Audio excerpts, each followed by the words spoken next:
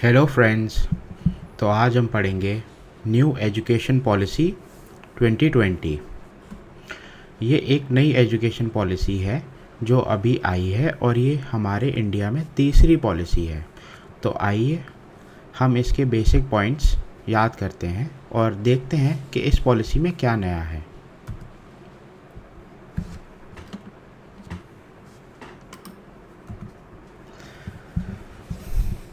Salient features of the policy.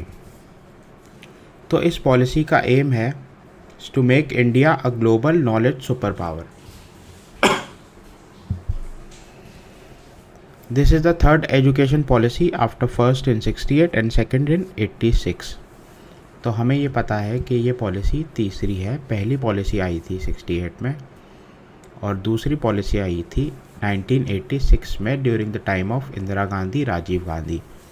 और ये जो सेकंड पॉलिसी आई थी इसका 1992 में इसका रिवीजन भी हुआ था और इसके अंदर कुछ चेंजेस लाए गए थे। तो हमें ये याद करना बहुत ज़रूरी है कि एम ऑफ द पॉलिसी है is to make India a global knowledge super power. तीसरी पॉलिसी है और एक मेजर चेंज हुआ है इसके अंदर कि जो हमारी मिनिस्ट्री है, ministry of human resources and development MHRD, उसका नाम कैबिनेट ने चेंज कर दिया है और वो कर दिया है मिनिस्ट्री ऑफ एजुकेशन। तो ये एक पॉइंट है, ये याद करने के लिए इम्पॉर्टेंट है कि मिनिस्ट्री का नाम चेंज हो गया है। अब स्कूल एजुकेशन में इस पॉलिसी में क्या चेंजेस लाए गए हैं तो आप देख सकते हैं कि इसके अंदर जैसे हमारे टाइम में जो सिस्टम होता था 10+2 उसको चेंज कर दिया गया है और अब ये एक इंटरनेशनल वे की तरफ इसको चेंज किया गया है। जैसे कि आप देख सकते हैं न्यू 5+3+3+4 स्ट्रक्चर किया गया है। तो हम आगे देखेंगे कि ये इसकी जो सेग्रीगेशन की गई है वो कैसे की गई है, ये हम उस दौरान पता करेंगे। एक पॉइंट ये है इसमें कि universalisation of education from pre school to secondary level with 100% cross enrolment ratio by 2030। तो इसमें ये बोला गया है कि हम लोग 100% क्रॉस एनरोलमेंट रेशियो अचीव करेंगे बाय 2030 और एजुकेशन को यूनिवर्सलाइज करेंगे कि कोई भी बच्चा हो प्री स्कूल से लेकर सेकेंडरी लेवल तक वो स्कूल अटेंड करे। और जो एज बैंड होंगे वो एजुकेशन के वो ये होंगे 3 to 8 ईयर्स यानी कि 5 साल, 8 to 11 ईयर्स जो कि तुम्हारा प्रिपरेटरी स्टेज होगा वो 3 ईयर्स का होगा, 11 to 14 ईयर्स एंड 14 to 18 वो हाई स्कूल वाली स्टेज होगी।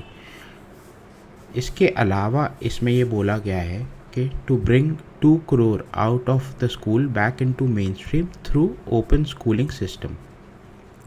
तो ओपन स्कूल्स होते हैं उन लोगों के लिए जो अपनी एजुकेशन स्कूल्स में अटेंड नहीं कर पाते, उन वो या तो वो कोई काम कर रहे होते हैं या वो कुछ और कर रहे होते हैं। तो इस पॉलिसी में ये बोला गया है कि वो जो 2 करोड़ बच्चे स्कूल अटेंड नहीं कर सकते या नहीं कर पाए हैं तो उनको ओपन स्कूलिंग के थ्रू उनको मेन स्ट्रीम में लाया जाएगा ताकि वो दोबारा पढ़ाई कर सकें। अब हम देख लेते हैं स्टेजेस ऑफ स्कूल एजुकेशन जो इस पॉलिसी में प्रपोज की गई है। एक क्वाड बनाया गया है इसमें 5+3+3+4। वो क्वाड देख लेते हैं। पहला जो स्टेज है वो है फाउंडेशनल स्टेज।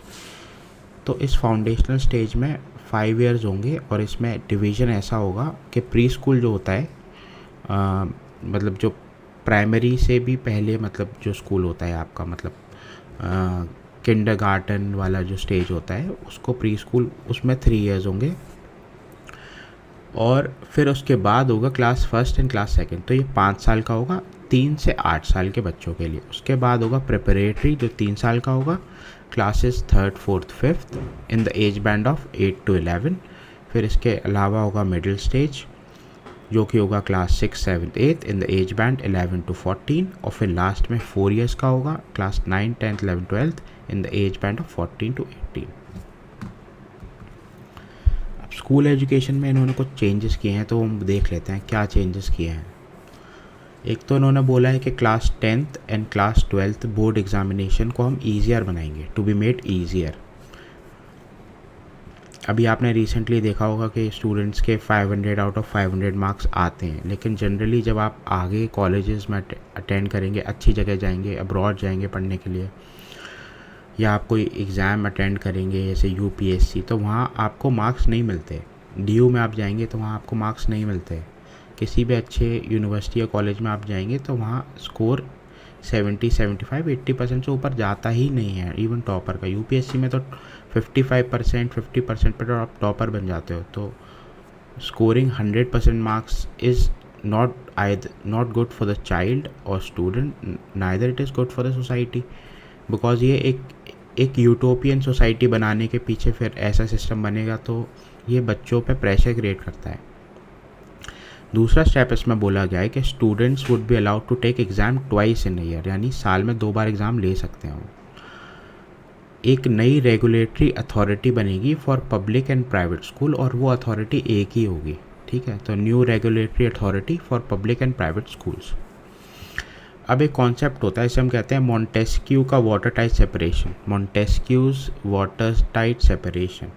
तो अभी क्या हो रहा है कि अभी हमारे अंदर के एकेडमिक स्ट्रीम अलग है, एक्स्ट्रा करिकुलर स्पोर्ट्स वगैरह अलग है, वोकेशनल अलग है, ड्रामा सोसाइटी अलग है, स्किट सोसाइटी अलग है, क्विज सोसाइटी अलग। तो ये इसको ख़त्म करना चाह रही है सरकार। जैसे आप जर्मनी में जाओगे या अमेरिका में जाओगे तो साइंस वाला बच्चा जो स्टूडेंट होता है वहाँ, वो आर्ट्स भी ले सकता है, कोई लैंग्वेज भी पढ़ सकता है, कॉमर्स का भी कोई सब्जेक्ट ले सकता है, आईओटी की क्लास कर सकता है। तो ये वाटर टाइट सेपरेशन जो इंडिया के अंदर है, इसको हटाने की बात हो रही है कि भाई अगर मेरे पास मैथ्स है तो मैं फ़िलासफ़ी पढ़ सकता हूँ, उसके साथ मैं कोई लैंग्वेज भी पढ़ सकता हूँ, जैसे जावा पढ़ ली या कुछ और पढ़ लिया। तो इसी के थ्रू एक एक्स्ट्रा मॉड्यूल ऐड किया गया है इसके अंदर कि vocational education from class 6 with internship, यानी क्लास 6 से आप वोकेशनल एजुकेशन जो भी आप करते हैं, पेंटिंग या आपको इलेक्ट्रॉनिक्स वर्क सीखना है, आपको कोई फाइन स्किल सीखनी है, या कोई भी आपको आईटीआई से रिलेटेड कोई ऐसी चीज़ करनी है जो आप अपने स्किल बढ़ाने के लिए करना चाहते हैं अलॉन्ग विथ इंटर्नशिप, तो आप वो कर सकते हैं। तो vocational education from class 6 with internships. अब इससे क्या होगा कि बंदे की स्किलिंग बढ़ जाएगी, तो बाय द टाइम वो क्लास 12th में आएगा या कॉलेज में जाएगा तो उसके पास कुछ बेसिक स्किल्स होंगी जिसको वो यूज़ करके वो आगे अपनी लाइफ में हेल्प करेगा और अपने आप को डेवलप करेगा, बिकॉज टाइम्स आर चेंजिंग। अभी आज आप कुछ पढ़ लेते हो, कल वो मॉडर्न नहीं रहता, वो बैकवर्ड हो जाता है। तो आपको मॉडर्न एजुकेशन के लिए अपनी स्किल्स को दोबारा you have to reskill yourself. तो ये करने के लिए वोकेशनल एजुकेशन इम्पॉर्टेंट है। इसके बाद इन्होंने बोला है कि teaching up to class 5 to be in mother tongue. 5वीं क्लास तक स्टूडेंट्स को, बच्चों को मदर टंग में पढ़ाया जाएगा। अगर वो हिंदी बेल्ट में रहते हैं तो उनको हिंदी पढ़ाई जाएगी, अगर वो गुजरात बेल्ट में रहते हैं तो उनको गुजराती, मराठी, तेलुगु, तमिल, मलयालम जो उनका मदर टंग है उनको क्लास 5 तक उनको पढ़ाया जाएगा। लेकिन ऐसा नहीं बोला है कि इंग्लिश डिसकंटिन्यू होगी, इंग्लिश कंपलसरी नहीं होगी, लेकिन इंग्लिश को पढ़ाया जाएगा। फिर इसके अलावा बोला है कि 360 डिग्री हॉलिस्टिक प्रोग्रेस कार्ड होगा। 360 डिग्री हॉलिस्टिक प्रोग्रेस कार्ड का मतलब ये होगा कि स्कूल में आप पढ़ते हो, आप स्पोर्ट्स करते हो, आप ड्रामा, पेंटिंग, ह्यूमैनिटीज़ पढ़ते हो, तो वो 360 डिग्री ऐसे चेक होगा कि आपका क्विज़ भी होंगे, उसमें क्लास भी होंगी, एक्स्ट्रा करिकुलर्स भी होगा, तो उसके बेसिस पे प्रोग्रेस कार्ड बनेगा आपका। एक एकेडमिक के बेसिस पे आपको रिपोर्ट नहीं मिलेगी।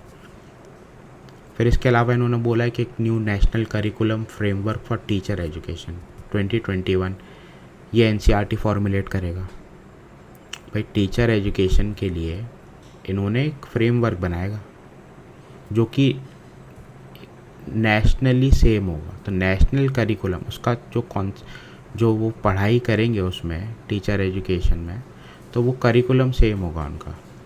Bye 2030 the minimum degree qualification for teaching will be 4 year integrated BEd degree. तो ये मिनिमम बना दिया है कि 2030 तक उसके बाद बीएड के अलावा मतलब आप टीचिंग नहीं कर पाओगे, वो मिनिमम क्वालिफिकेशन होगा। हायर एजुकेशन में जब आते हैं तो उसमें बोला गया है कि भाई हम इनरोलमेंट रेशियो है हायर एजुकेशन में वो अभी कम है, 26.3% है, 26.3%। तो उसको बढ़ा के हम 50% करेंगे 2035 तक, 2035 तक हम बढ़ाएंगे। और अभी 26.3% है। इसके अलावा हम 3.5 करोड़ नई सीट्स ऐड करेंगे। फिर उन्होंने बोला है कि undergraduate education would be holistic with a flexible curriculum of 3 to 4 years with multiple entry and exit option। मतलब आप अगर अंडरग्रेड कॉलेज में जाते हैं तो आपको अगर किसी बात कारणवश आपको छोड़ना पड़ा सेकेंड ईयर या थर्ड ईयर में तो आप दोबारा उसको कंटिन्यू कर सकते हैं आके। तो multiple entry and exit option हो गए। और फ्लेक्सिबल करिकुलम ये होता है कि जैसे मैंने साइंस लिया है तो मैं फ़िलासफ़ी भी या साइकोलॉजी सोशलॉजी ले सकता हूँ। इसके अलावा कोई फ़ॉरेन लैंग्वेज पढ़ सकता हूँ या कोई IoT या इंटरनेट की क्लास कर सकता हूँ। तो अलग अलग सब्जेक्ट ले सकता हूँ मैं, साइंस का, ह्यूमैनिटीज़ का, कॉमर्स का, आर्ट्स का, किसी का भी ले सकता हूँ। वो इसलिए वो बोला गया है इन्होंने फ्लेक्सिबल करिकुलम। जनरली ये US और वेस्टर्न कंट्रीज़ में, वेस्टर्न यूरोपियन कंट्रीज़ में ज़्यादा ये सिस्टम फॉलो होता है। MPhil कोर्सेज़ को डिसकंटिन्यू कर दिया गया है, तो ये इंपॉर्टेंट न्यूज़ है। एक Academic Bank of Credit establish होगा to facilitate transfer of credit. जो क्रेडिट आपको, क्रेडिट ये बैंक वाला क्रेडिट नहीं है, ये क्रेडिट आपका पढ़ाई वाला क्रेडिट है। ये क्रेडिट ट्रांसफरेबल होंगे आपके। नेशनल रिसर्च फाउंडेशन बनेगी, NRF will be created as an apex body for fostering a strong research culture. तो रिसर्च इंप्रूवमेंट के लिए NRF। Affiliation of colleges is to be phased out in 15 years. यानी affiliation जो college को मिली हुई है उसको फेज आउट करेंगे, हटाएंगे हम 15 ईयर्स में, ताकि वो कॉलेज ऑटोनॉमस बन सके, खुद ही अपना सारा एक्सपेंसेस और मतलब जो उनको रिक्वायरमेंट होती है कॉलेज को चलाने के लिए, तो वो खुद उसको मतलब मैनेज करें। और there would be a wise mechanism which would be established for granting graded autonomy to colleges. तो ये एक पॉइंट है, ये ऑटोनॉमी बढ़ाने के लिए करा जा रहा है कि कॉलेजेस सेल्फ सस्टेनेबल हो जाएं। हायर एजुकेशन में और ये बोला गया है कि Higher Education Commission of India बनाई जाएगी as a single umbrella body for the entire higher education excluding medical and legal education. Medical और लीगल एजुकेशन इसमें कवर नहीं होगी HECI में, Higher Education Commission of India में। Public and private higher education institutions will be govern by same set of norms. यानी public और private education institution जो higher education provide कर रहे हैं वो गवर्न होंगे सेम सेट ऑफ नॉर्म्स से। उनका रेगुलेशन भी सेम होगा, एक्रेडिटेशन भी सेम होगा, एकेडमिक स्टैंडर्ड्स भी सेम होंगे। HECI will have 4 independent verticals. ये वर्टिकल्स पढ़ लो। National Higher Education Regulatory Council for regulation होगी, ये रेगुलेशन के लिए होगी, National Higher Education Regulatory Council. फिर दूसरी है जनरल एजुकेशन काउंसिल, ये स्टैंडर्ड सेट करेगी एजुकेशन की, क्या पढ़ना है, क्या नहीं पढ़ना है, कैसे पढ़ना है, क्यों पढ़ना है। Higher education grants council for funding, तो ये higher education grants council, grants council का मतलब फंडिंग ग्रांट्स प्रोवाइड करेगी। National accreditation council for accreditation, ये एक्रेडिटेशन देगी आपको। तो ये बस ये 4 वर्टिकल्स आपको याद रखने हैं। इसके अलावा कुछ और चेंजेस किए हैं। नेशनल असेसमेंट सेंटर परख बनाया जाएगा स्टूडेंट्स को असेस करने के लिए। Foreign universities to be set up campuses in India, यानी फॉरेन यूनिवर्सिटीज़ कैंपसेस बनाएंगी इंडिया के अंदर। जेंडर इंक्लूजन फंड होगा। Special education zone for disadvantaged areas. अब ऐसा होता है कि हमारे कंट्री में जैसे नॉर्थ ईस्ट में बड़ी दिक्कत होती है, स्कूल्स बड़े आइसोलेटेड जगह पे हैं, रिमोट एरियाज़ हैं, वो हिली एरियाज़ हैं। उत्तराखंड, हिमाचल, लद्दाख, नीचे साउथ की कुछ जगह हैं जहाँ दिक्कत होती है। छत्तीसगढ़ और झारखंड साइड भी थोड़ा लेफ्ट विंग एक्सट्रीमिज़म एरियाज़ हैं, वहाँ दिक्कत होती है, तो उनके लिए स्पेशल एजुकेशन जोन बनाए जाएंगे। नेशनल इंस्टीट्यूट बनाया जाएगा पाली के लिए, प्राकृत के लिए, पर्शियन के लिए। इंडियन इंस्टीट्यूट ऑफ ट्रांसलेशन बनाया जाएगा। और इसमें ये बोला गया है कि हम इंक्रीज़ करेंगे पब्लिक इन्वेस्टमेंट एजुकेशन सेक्टर में up to 6% of the GDP। अभी अराउंड 4.5% कर रहे हैं हम लोग, तो it would be around 6% of GDP। एक इम्पॉर्टेंट बात इसमें ये है कि ये पॉलिसी एक ओवरऑल पॉलिसी है जो कि गाइड करेगी स्टेट्स को, बिकॉज एजुकेशन कॉन्करेंट लिस्ट में आता है। कॉन्करेंट लिस्ट 7 शेड्यूल में आती है। लिस्ट 1 होती है यूनियन, लिस्ट 2 होती है स्टेट, लिस्ट 3 होती है कॉन्करेंट। कॉन्करेंट लिस्ट वो होती है जिसमें सेंटर भी अपने लॉज बना सकता है और स्टेट भी लॉज बना सकता है। लेकिन अगर सेंटर का लॉ और अगर स्टेट का लॉ सेम है तो सेंटर का लॉ प्रिवेल करेगा, उसमें ये कंडीशन है। तो ये एक चैलेंजिंग पार्ट तो होगा, क्योंकि अभी भी प्रीवियस पॉलिसीज़ आई हैं वो भी अच्छे से इम्प्लीमेंट नहीं हो पाई हैं। तो वील वेट एंड सी कि इस पॉलिसी के अंदर क्या क्या प्रॉब्लम्स हैं, वो हम एक अलग वीडियो में बताएंगे आपको कि ये जो पॉलिसी है ये कितनी इम्प्लीमेंटेबल है, कितनी नहीं है, फंडिंग कहाँ से आएगी, क्या करेंगे। तो इसके लिए आप वेट करिए मेरे नए वीडियो का। So thank you guys. आप मुझसे कोई भी क्वेश्चन पूछ सकते हैं कमेंट्स में इस पॉलिसी के रिगार्डिंग। तो thank you, have a nice day.